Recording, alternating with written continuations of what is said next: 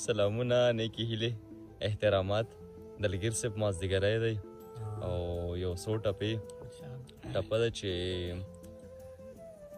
په روژه مات راشه جانانه تر پشمني پورې به وکړو مجلسونه او د روژې هر ماښام اختر وي ټوټې ټوټې د پشمني د لاسه یمه او بله ټپه ده چې د پشمني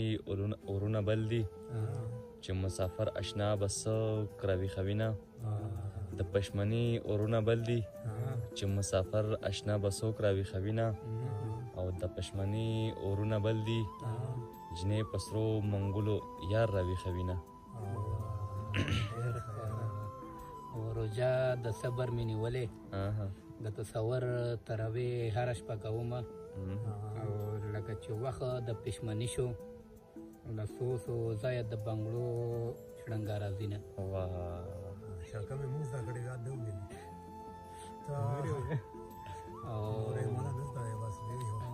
بله ټپه چې